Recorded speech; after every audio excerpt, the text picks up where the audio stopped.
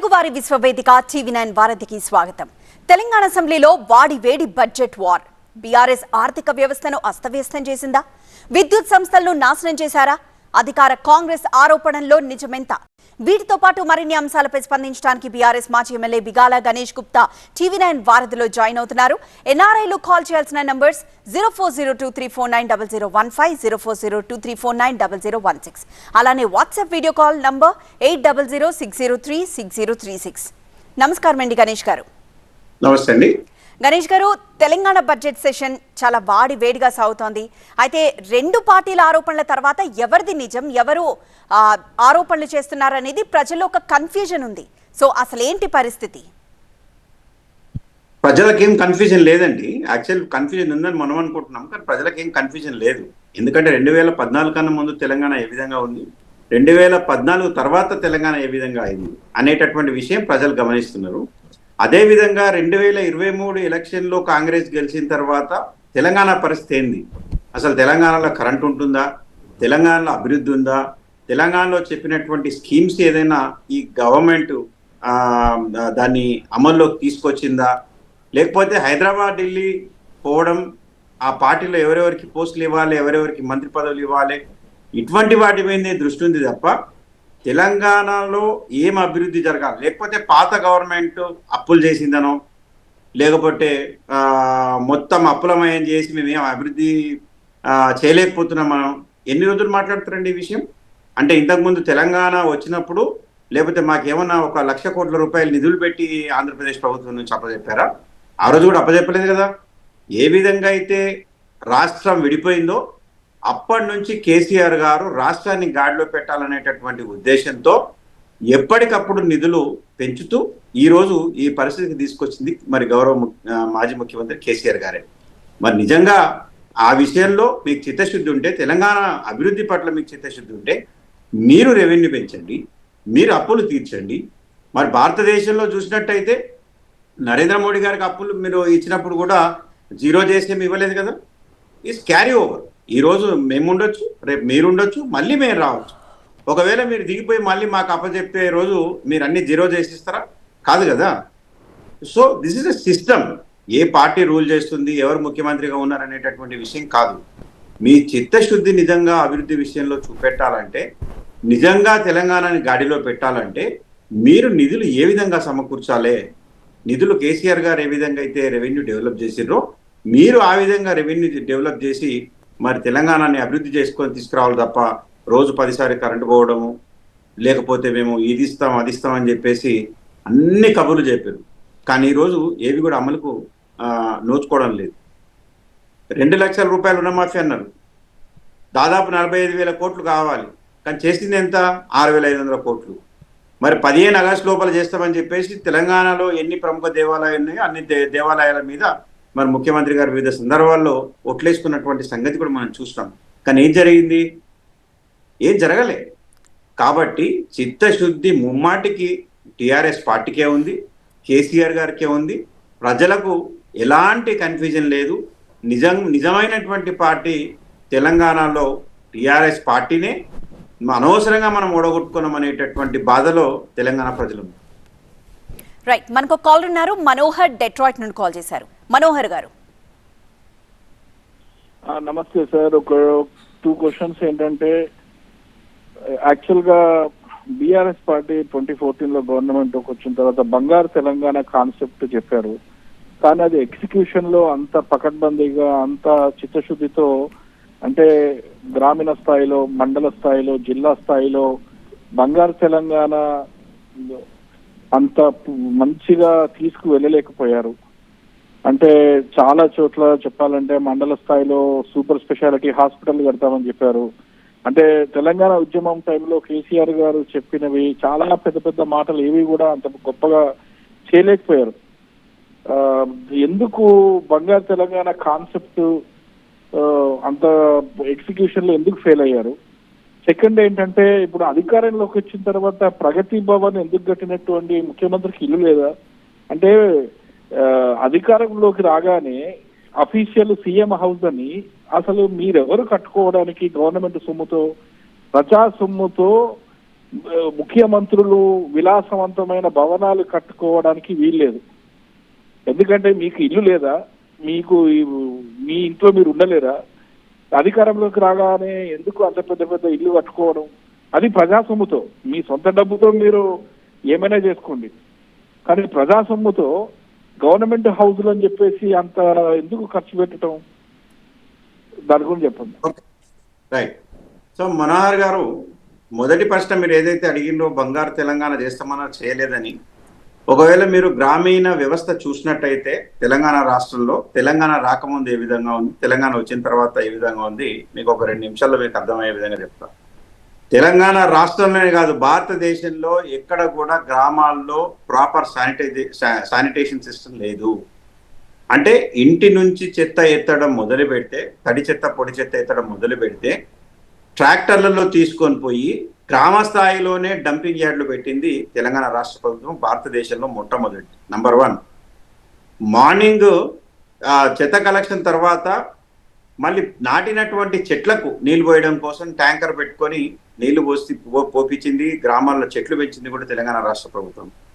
ప్రతి గ్రామంలో సీసీ రోడ్లు, సీసీ డ్రైన్లు, ఎల్ఈడి లైట్స్ పెట్టించింది తెలంగాణ రాష్ట్ర ప్రభుత్వం. మరి ప్రతి దాంట్లో కూడా నర్సరీలు పెట్టించింది కూడా మా టీఆర్ఎస్ ప్రభుత్వమే. అదేవిధంగా చివరికి చనిపోయినటువంటి వ్యక్తికి గౌరవం ఇవ్వాలని చెప్పేసి ప్రతి గ్రామంలో కూడా వైకుంఠధామాలు కట్టింది మరి మా టీఆర్ఎస్ ప్రభుత్వమే. అంటే ఇన్ని అభివృద్ధులు, మీరు మండల్ లెవెల్ మాట్లాడుతున్నారు, నేను గ్రామ స్థాయి లెవెల్గా చెప్తున్నాను. ప్రతి దగ్గర కూడా అభివృద్ధి జరిగింది. ఒక రైతు విషయానికి వస్తే 24 గంటలు ఉచిత విద్యుత్తు, 3 ఫేజ్ కరెంటు, సమయానికి ఫర్టిలైజరు, అదేవిధంగా క్వాలిటీ కరెంట్ ఇచ్చిండ్రు. అదేవిధంగా మన పెట్టుబడి రైతు బంధు ఇవ్వడం, పండినటువంటి పంటను ఆ పొలంలో నుంచి తీసుకొని పోవడం, ఇదంతా బంగారు తెలంగాణలో భాగం కాదా?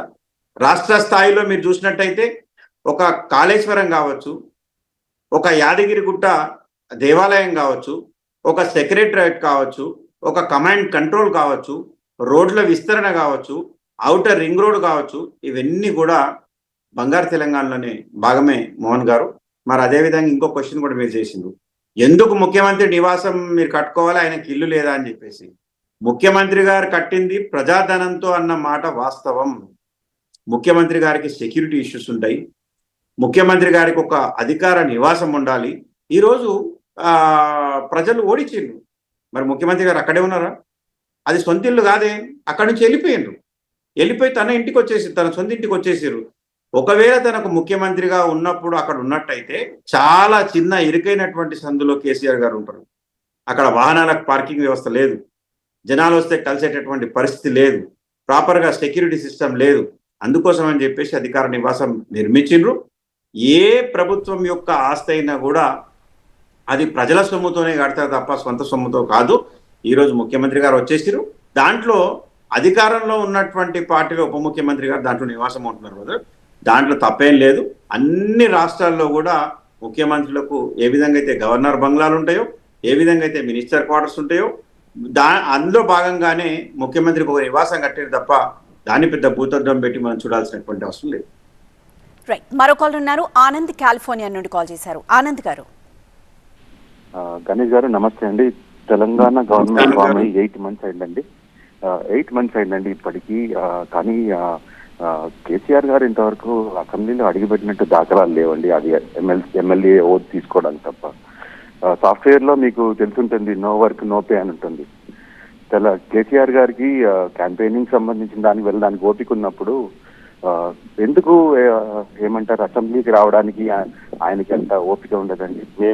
మా సొమ్ము మేము ఎందుకు తనకి జీతంగా ఇవ్వాలి తను అసెంబ్లీకి రానప్పుడు?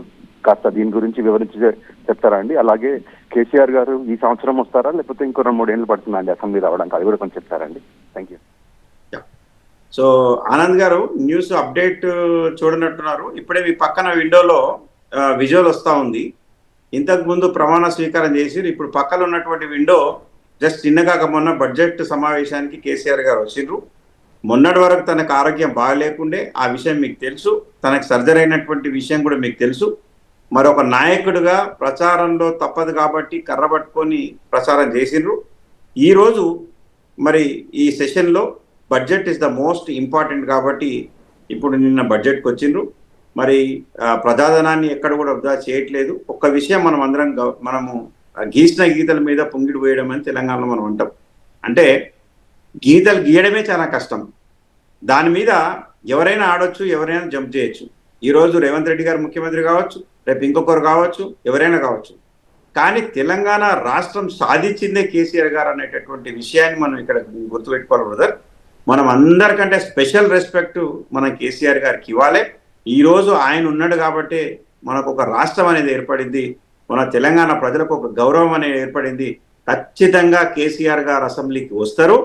మరి వివిధ సందర్భాల్లో కేసీఆర్ గారు ఒక విషయం చెప్పారు, ఏ ప్రభుత్వం ఏర్పడినప్పుడు కూడా వారికి కొంత సమయం మనం ఇవ్వాలి, వాళ్ళకు ఒక పీరియడ్ని మనం ఇచ్చి వాళ్ళు సెటిల్ అయ్యేది వరకు, ఆఫీసర్ సెటిల్ కానీ, పొలిటికల్ సిస్టమ్ సెటిల్ కానీ, బ్యూరోక్రసీ సెటిల్ అవ్వడం కానీ, ఇవన్నీ చూడాలా. మీరే చెప్తున్నారు దాదాపు 8 నెలలు అయిందని. 8 నెలల్లో ఏం సెటిల్ అయిందండి? ఏం కాలే.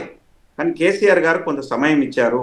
అప్రాపరేట్ టైంలో బయటకు వస్తారు, ప్రజల తరపున ఖచ్చితంగా నిలబడతారు.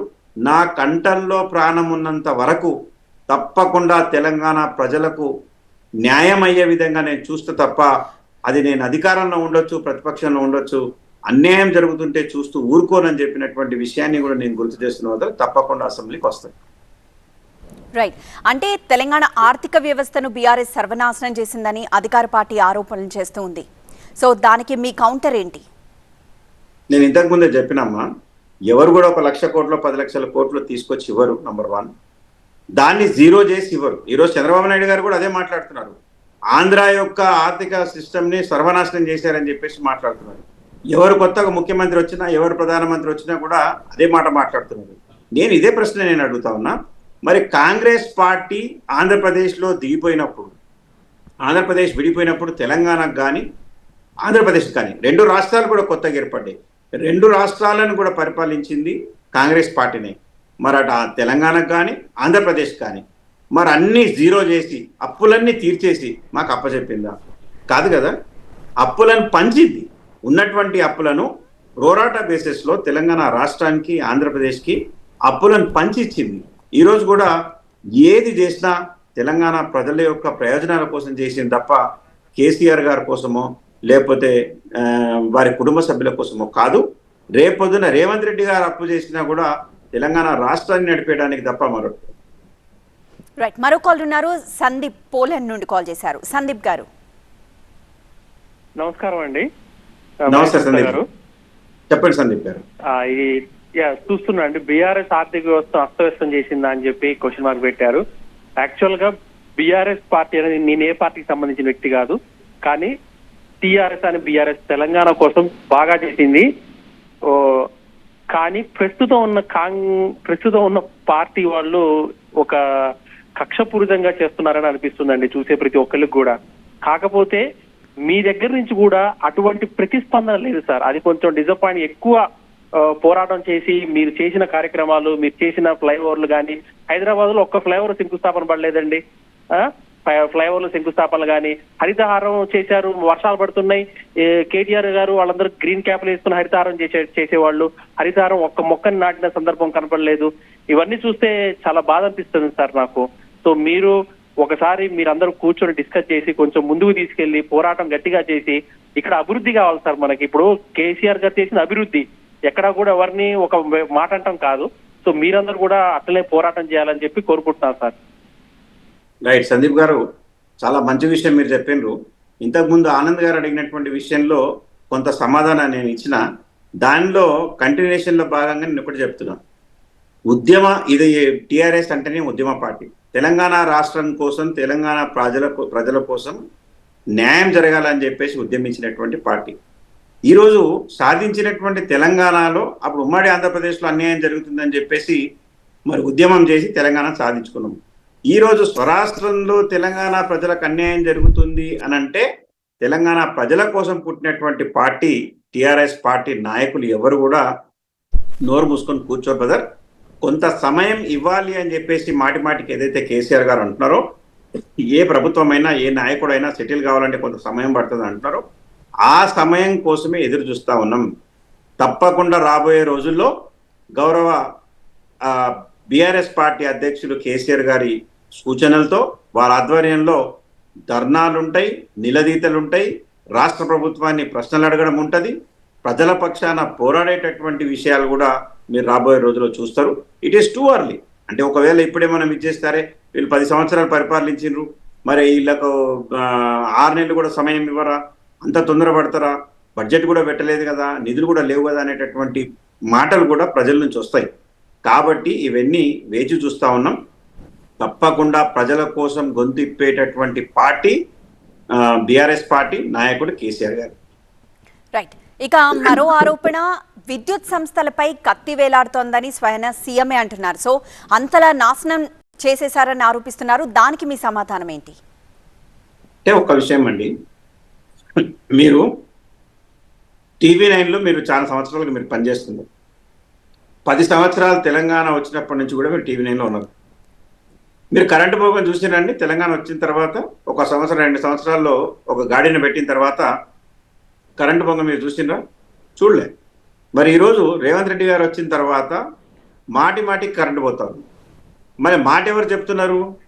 మళ్ళీ కొలాప్స్ అయింది, సిస్టమ్ డ్యామేజ్ అయింది అని చెప్పేది కూడా మరి ఇదే ముఖ్యమంత్రి గారు కదా. అంటే కేసీఆర్ గారు ఉన్నప్పుడు లేని సమస్య మీరున్నప్పుడు తలెత్తుతుంది అని అంటే ముమ్మాటికి మీ ఫెయిల్యూర్ అది. అంటే మీరు చేయలేకపోతున్నారు. మీరు తీసుకురండి పవర్ని, మీరు ఎక్కడి నుంచి కొంటారో కొనండి, మీరు ఎక్కడి నుంచి జనరేట్ చేస్తారో చేయండి, మీరు కొత్త ప్రాజెక్టులు పెట్టండి. అది కాకుండా కత్తి మీద వేలాడుతుంది, గాల్లో వేలాడుతుంది, తేలాడుతుంది విషయం కాదు. అక్కడ ప్రజలు 2 విషయాలు చూస్తారండి. ఇక్కడ కరెంటు వస్తుందా రావడం లేదా, పవర్ కట్ ఉందా లేదా, ఇదే చూస్తారు. రేపు మీ ఓటింగ్ కూడా ఖచ్చితంగా దీని మీదనే ఆధారపడి ఉంటుంది. మీరు ఎన్ని కాకమ్మ కబుర్లు చెప్పినా, మీరు ఎన్ని విషయాలు చెప్పినా, మీరు కేసీఆర్ గారి మీద ఎంత తొయ్యాలని మీరు ప్రయత్నం చేసినా ప్రజలు నమ్మరు.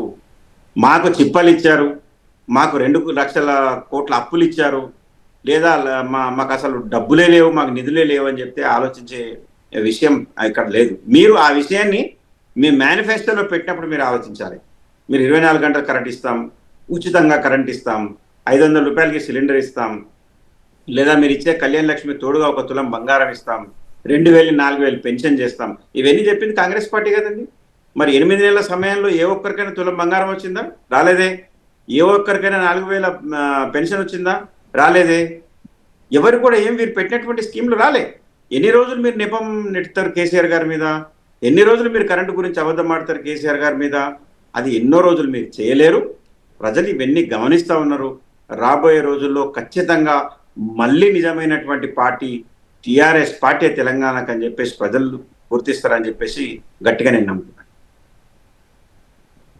రైట్. అంటే కాళేశ్వరం ప్రాజెక్టు విషయంలో మరి మీ పోరాటం ఎంతవరకు సఫలమైందంటారు? కాళేశ్వరం కట్టిద్దే బీఆర్ఎస్ పార్టీ అండి. కాళేశ్వరాన్ని అన్యాయం చేస్తుంటే బీఆర్ఎస్ పార్టీ చూస్తూ కూర్చోదు. తప్పకుండా పోరాడేది కూడా మేమే కదా. అది కాళేశ్వరం కావచ్చు, లేకపోతే తెలంగాణ ప్రజలకు అన్యాయం ఏ విషయంలో జరిగినా, రైతులకు అన్యాయం జరిగినా, నీళ్ళ విషయంలో అన్యాయం జరిగినా తప్పకుండా పోరాటం చేసేది బీఆర్ఎస్ ప్రభుత్వం, బీఆర్ఎస్ నాయకులే. వాళ్ళు మేము చేసిన తప్పు అని చెప్తున్నాం, మేము ప్రజల కోసం చేసినామని చెప్తున్నాం. ఒక పక్క వర్షాలు పడడం లేదు, ఒక పక్క నాట్లు కావడం లేదు. మీకున్నటువంటి ఫెసిలిటీని మీరు ఎందుకు మీరు ఉపయోగపెట్టుకోవట్లేదు అంటే, ఒకవేళ ఉపయోగపెట్టినట్టయితే ఆ పేరు కేసీఆర్కి పోతుంది, ఆ పేరు బీఆర్ఎస్ ప్రభుత్వానికి వస్తుంది. మొన్నటి వరకు ఫెయిల్ అయింది కాళేశ్వరం అని చెప్పినటువంటి పార్టీ ఈరోజు నీటి పంపింగ్ చేస్తే పరువు పోతుంది అనేటటువంటి ఉద్దేశంతో వారు చేయట్లేదు తప్ప, అంటే వీళ్ళకు ప్రజల పక్షాన కానీ రైతుల పక్షాన కానీ వీరికి చిత్తశుద్ధి లేదు. నిజంగా మీకు చిత్తశుద్ధి ఉంటే ప్రజల గురించి ఆలోచించాలి తప్ప వాళ్ళకి పేరు వస్తుందో ఇంకొకరికి పేరు వస్తుందో అనే ఆలోచన ఖచ్చితంగా ఈ ప్రభుత్వానికి ఉండొద్దని చెప్పేసి నేను వారికి సూచిస్తా ఉన్నాను. గణేష్ గారు, ఈ రోజు కేటీఆర్ కొన్ని అనుమానాలు వ్యక్తం చేశారు. అంటే మేడిగడ్డ పియర్లు కుంగిపోయేలా కాంగ్రెస్ నేతలు కుట్ర చేశారేమో అన్న అనుమానం వస్తుంది అంటూ ఆయన వ్యాఖ్యానించారు. అది నిజమే అంటారా? అది ఎలా సాధ్యమంటారు? ఎలా జరుగుంటుంది అనుకుంటున్నారు? సాధ్యమండి, ఏదైనా సాధ్యమే. ఎందుకంటే కాంగ్రెస్ పార్టీ చాలా చేసింది. వివరాల్లోకి వెళ్తే చాలా చెప్పొచ్చు. స్వతంత్రం వచ్చి నుంచి ఇప్పటిదాకా ఎలాంటి సంఘటనలు చేసింది, వాళ్ళు అధికారంలోకి రావడానికి ఏమేం చేయాలో అన్ని చేస్తారు. అది కూడా సాధ్యం కాదని ఏం చెప్పడానికి లేదు. ఈ కుట్రలు కుతంత్రాలు మీరు చూసారా ఎలక్షన్ అప్పుడు కేవలం పిల్లర్లు కుంగినాయి అని చెప్పారు తప్ప మరొకటి చెప్పలే. అదే అనుమానంతో కేటీఆర్ గారు చెప్పిండొచ్చు. దాని మీద రేపు పొద్దున ఈరోజు ఎన్ని సంవత్సరాలు ఉంటారండి వీళ్ళు? ఈ ఒక్క టర్మ్ ఉంటారు అతి కష్టం మీద. ఎందుకంటే ప్రజాస్వామ్య వ్యవస్థలో రీకాల్ సిస్టమ్ లేదు కాబట్టి 5 సంవత్సరాలు ఉండాలి కాబట్టి 5 సంవత్సరాలు ఉంటారు, లేదా ఈ మధ్యలో పోయినా చెప్పలేము. కానీ 5 సంవత్సరాలు ఉన్నా కూడా వచ్చేది మళ్ళీ తిరిగి టీఆర్ఎస్ ప్రభుత్వమే. వచ్చిన తర్వాత తప్పకుండా మేము కూడా దాని మీద ఎంక్వైరీ చేస్తాం. మరి నిజంగా ఏం జరిగింది, ఎందుకు కుంగిపోయినాయి అంటే నిపుణులు వాళ్ళ దగ్గరే ఉంటారండి, మన దగ్గర ఉండరా? ఖచ్చితంగా వేసి దాని మీద కూడా ఎంక్వైరీ చేపించి వారు చేసిండ్రా, దానికి ఏం జరిగినాయి అనేటటువంటి విషయాలన్నీ కూడా మరి కేసీఆర్ గారు తిరిగి ముఖ్యమంత్రి అయిన తర్వాత ఖచ్చితంగా అది కూడా జరుగుతుంది. సో బీఆర్ఎస్ ఇకపై ఎలాంటి పోరాటానికి సిద్ధమవుతుంది? అన్ని విధాలుగా అంటే ఇటు ఆరోపణలు, కాంగ్రెస్ చాలా ఆరోపణాస్త్రాలు సంధిస్తోంది. సో బీఆర్ఎస్ ఈసారి నుండి ఎలాంటి పోరాటాలతో ముందుకు వెళ్లే అవకాశం కనిపిస్తోంది? ప్రజలకు అన్యాయం జరుగుతుంటే ఇప్పుడు ఒక విషయం అని కాదండి, ఏ విషయంలో అయినా ప్రజలకు అన్యాయం జరుగుతుంటే చూస్తూ కూర్చునేటటువంటి పార్టీ, చూస్తూ కూర్చునేటటువంటి నాయకులు బీఆర్ఎస్ పార్టీలో లేరు. ఖచ్చితంగా కొంత సమయం ఇవ్వాలనుకున్నాం, 8 నెలల సమయం ఇచ్చాం. ఇప్పటి నుంచి ప్రజలకు ఏదైతే వాళ్ళు మాట ఇచ్చారో, ప్రజలకు ఏవేవైతే సేవలు చేస్తామని వారు చెప్పారో, ఏవైతే స్కీమ్లు ఇస్తున్నారో అవి డెలివరీ చేయకపోతే మాత్రం రోడ్లు ఎక్కడం ఖాయం, మళ్ళీ తెలంగాణ ఉద్యమ బాట పట్టడం ఖాయం, ప్రజల పక్షాన నిలవడం ఖాయం. అసెంబ్లీలో నిలదీస్తాం, రోడ్ల మీద నిలదీస్తాం, ప్రతి అడుగడుగున తెలంగాణ ప్రజల పక్షాన, రైతుల పక్షాన మేము ఉంటామని చెప్పేసి మేము కాంగ్రెస్ పార్టీకి, అంటే ఈ అంశం ఆ అంశం కాదు, ఏ అంశంలో తెలంగాణ ప్రజలకు అన్యాయం జరిగినా ఖచ్చితంగా బీఆర్ఎస్ పార్టీ ముందుంటుందని చెప్పేసి నేను తెలియజేస్తున్నాను. సుమతి గారు. రైట్, మరో కాల్ ఉన్నారు. సురేందర్ కాలిఫోర్నియా నుండి కాల్ చేశారు. సురేందర్ గారు. నమస్తే సార్. యాక్చువల్గా కేసీఆర్ గారు ఎలక్షన్స్ ముందు ఐ థింక్ ఆంధ్రాలో జగన్మోహన్ రెడ్డి గారే మళ్ళీ సీఎం అవుతారు అన్నట్టుగా రిపోర్ట్స్ వచ్చాయి అని చెప్పారు. అంటే సార్ యాక్చువల్గా ఇప్పుడు ఈ స్థాయిలో ఉన్న వాళ్ళకి కోటరీ అంత పచ్చి అబద్ధాలు చెప్పటం, లేకపోతే ఎప్పుడు భజన చేసే కోటరీయే చుట్టూ పెట్టుకోవటం వల్ల నష్టపోతారు కదా. అంటే సొంత రాష్ట్రంలో తెలంగాణలో కూడా కేసీఆర్ ఎక్స్పెక్టేషన్స్ పూర్తిగా దారి తప్పినాయి. కాబట్టి మీకు పక్క రాష్ట్రంలో రిపోర్ట్స్ సరిగా రావు, సొంత రాష్ట్రంలో రిపోర్ట్స్ సరిగా రావు. అంటే మీరు ఓడిపోవడానికి అసలు నిజంగా ఒక హానెస్ట్ గా మీరు ఏమైనా విశ్లేషించుకున్నారా? అంటే ప్రజలు ఇప్పుడు మాలాంటి వాళ్ళు అడిగితే మీకేం తెలుసు, మీరు ఎక్కడో అమెరికాలో కాలిఫోర్నియాలో ఉంటారు, లేకపోతే ఎక్కడో ఉంటారు అని మమ్మల్ని తిట్టే వాళ్ళు చాలా మంది ఉన్నారు ఈ టీఆర్ఎస్ లో. అంటే మామూలుగా మేము అడిగినప్పుడు. కానీ మీ పార్టీలో విత్ ఇన్ ది పొలిటికల్ పార్టీలో ముఖ్యమంత్రి స్థాయి వ్యక్తికి ఒక హానెస్ట్ ఫీడ్బ్యాక్, అంటే క్షేత్రస్థాయిలో ప్రజల స్పందన ఎలా ఉంది, ఈసారి అసలు మన పార్టీ అధికారంలోకి వచ్చే పరిస్థితి ఉందా లేదా, ఇంత ఒక హానెస్ట్ ఫీడ్బ్యాక్ ఇచ్చే కోటరీ ఎందుకు లేదు? అంటే పక్క రాష్ట్రంలో జగన్మోహన్ రెడ్డి సీఎం అయిపోతారని చెప్తాడు, సొంత రాష్ట్రంలో నేనే అంటారు. కానీ ఇంత అంచనాలు పూర్తిగా అంటే వాస్తవాలు తెలుసుకోలేని పరిస్థితిలో ఈ కోటరీ ఉంటుందా? అంటే అలాంటి వ్యక్తులను అంటే మన పక్కన ఎప్పుడు భజన చేసే వాళ్ళనే పెట్టుకుంటే అసలు ఎంత తప్పు జరుగుతుంది వాస్తవంగా అన్నది తెలిసే అవకాశం లేదు కదా. మీ ప్రశ్న అర్థమైంది సురేందర్ గారు, మీ ప్రశ్న అర్థమైంది. సరే, నేను ఆ మాట మీతో ఏకీభవిస్తున్నా. ఒకటి, నంబర్ 1 కేసీఆర్ గారు చెప్పినటువంటి విషయం నాకు కూడా తెలుసు. ఒక యాంకర్ అడిగినటువంటి ప్రశ్నకు కేసీఆర్ గారు ఏం చెప్పిండ్రు, జగన్ గారే అక్కడ తిరిగి ముఖ్యమంత్రి అవుతారు అనేటటువంటి సమాచారం మాకుంది, ఎవరైనా మాకు అభ్యంతరం లేదు, పక్క రాష్ట్రం విషయం అని చెప్పేసి చెప్పిండ్రు. నంబర్ 1. నంబర్ 2, మరి ముఖ్యమంత్రి కేసీఆర్ గారిని మీరు తప్పుపడుతున్నారు కదా.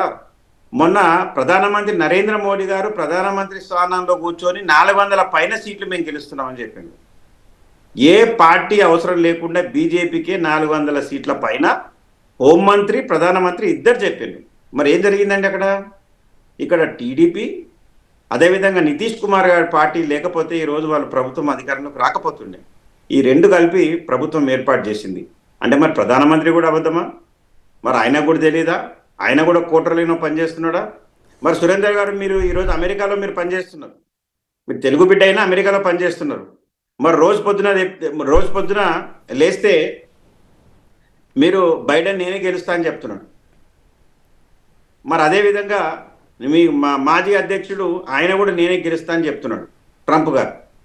మరి ఇద్దరు ప్రెసిడెంట్లు అవుతారా? ఇద్దరు కాలేరు కదా, ఎవరో ఒక్కళ్ళే అవుతారు కదా. మరి ఎవరో ఒక్కరు అయినప్పుడు ప్రధానమంత్రి క్యాండిడేట్ ఆయన కూడా తెలియదు, ఆయన కూడా పోటీ పనిచేస్తుందా? ఆయన ప్రధానమంత్రి క్యాండిడేట్ అయ్యిండి నేను గెలుస్తాను ఎట్ట చెప్పిండు అని అంటే అట్లా ఉండదు బ్రదర్. ఎవరికైనా అది కేసీఆర్ గారి పట్లనే కాదు, అది కేసీఆర్ గారు కావచ్చు, చంద్రబాబు నాయుడు గారు కావచ్చు, మోడీ గారు కావచ్చు, మీకు ట్రంప్ కావచ్చు, లేదా బైడెన్ కావచ్చు, ఎవరైనా కూడా ఒక గెలుపు అనేటటువంటి విషయంతోనే రంగంలోకి దిగుతారు. దాంట్లో తప్పేం లేదు, గెలుస్తారనేటటువంటి సమాచారం ఉంది అన్నారు. ఇప్పుడు మీరు ట్రంప్ని అడగండి, 100% నేనే గెలుస్తాను చెప్తారు. ఈరోజు బైడెన్ పోయిండు, కమలా హ్యారిస్ గారు వచ్చారు, ఈరోజు అఫీషియల్గా డిక్లేర్ అయ్యే క్యాండిడేట్ గారు అయింది. మరి ఇప్పుడు కమలా హ్యారిస్ గారు మీరు అడగండి, వారు ఏం చెప్తారు? బైడెన్ ఉంటే డౌట్ ఉండే కానీ నేనైతే పక్కా గెలుస్తానని చెప్తారు. అంటే వారు గెలవకపోతే వాళ్ళ కోటరీ పనిచేసినట్ట విషయం అది కాదు. వాళ్ళకు వచ్చేటటువంటి సమాచారాన్ని దృష్టిలో పెట్టుకొని మాకున్నటువంటి సమాచారం అన్నారు తప్ప కోటరీనో ఇంకోటి కాదు సురేందర్ గారు. ఎక్కడైనా ప్రపంచంలో ఏ నాయకుడిని అడిగినా కూడా మీకు ఇలాంటి సమాధానమే వస్తుంది. Right, thank you so much Ganesh గారు, ఈ రోజు మాతో వారధిలో జాయిన్ అయినందుకు. ఇది ఈ రోజు వారధి, చూస్తూనే ఉండండి TV9.